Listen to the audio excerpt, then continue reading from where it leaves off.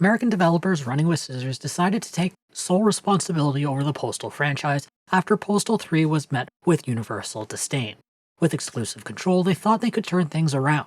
Postal 3 was a completely retconned out with Postal 2, Paradise Lost the DLC, and Running with Scissors really got down to business when they put Postal 4 No Regrets on Steam Early Access in late 2019.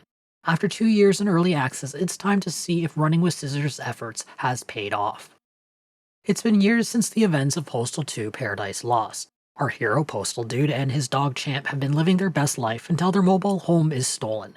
Now, broken homeless, Postal Dude enters the town of Edenson, Arizona, in hopes of finding work and a new roof over his head. The writing is terrible.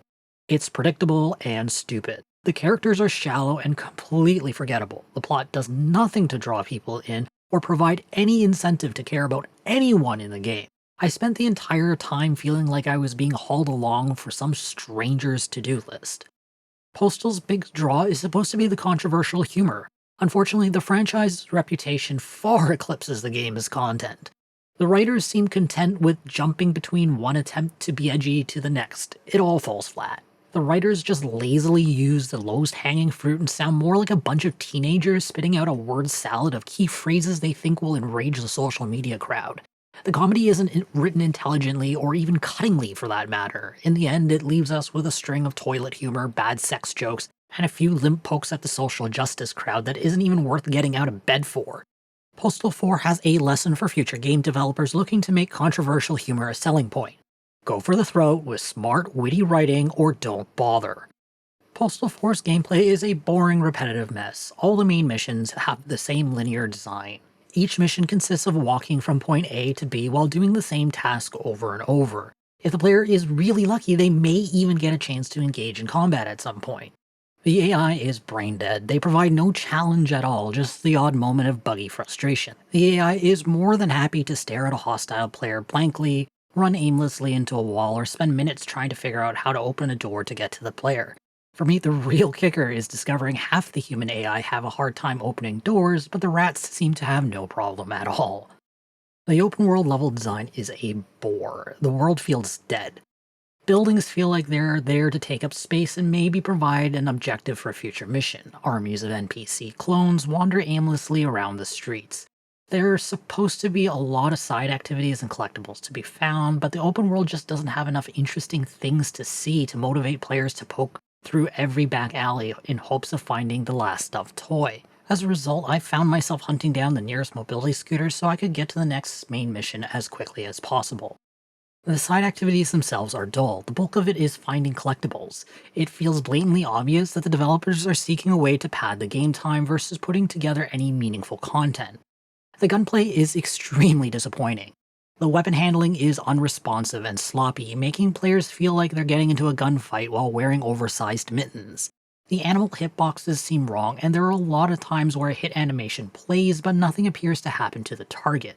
To make matters worse, there are too many weapons for the game's control scheme.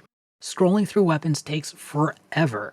While it's not a normal control scheme for an old-school FPS like Postal 4, the game would have been better served using an inventory-style hotbar much like Minecraft.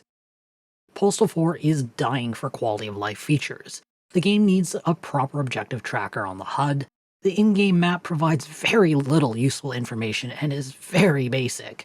The quest markers are a little off, the map needs more detailed objective markers, and the GPS directions are completely useless half the time. Usually it directed me through impassable hills instead of pointing me to the road that would actually get me to my destination. To cap things off, the game is very buggy. I saw everything from a constant stream of visual glitches like floating objects to game-breaking issues that locked out all weapons. The game-breaking bugs are common enough to be annoying, but not enough to make the game unplayable. I found myself having to reload a save about every hour or so. Postal 4's visuals makes the game look more like a cheap mobile FPS than a $40 PC title. The art style has an odd look. I think the art team was shooting for a hybrid cartoon realism style given the cutscene's cartoon look.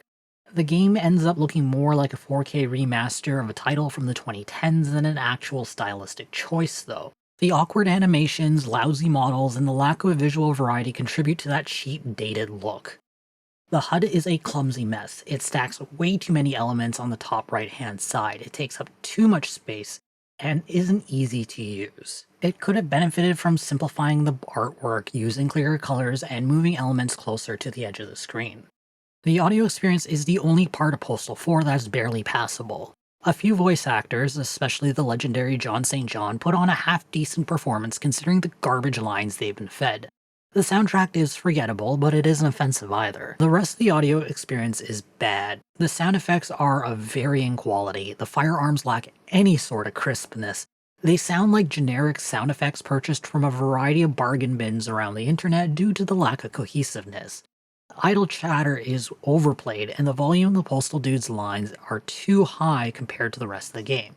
Running with Scissors may have been looking for a clean break from the wreck known as Postal 3, but they delivered another pile of garbage in the form of Postal 4. The writing is flaccid, immature, and just plain lazy. The gameplay is incredibly boring and repetitive. It feels more like a cheaply made mobile FPS churned out for someone's university project than an actual retail PC game. The audio-visual experience is a disappointment. To add insult to injury, the game is a buggy mess in dire need of quality-of-life features. Running with Scissors should have a lot of regrets about how Postal 4 turned out.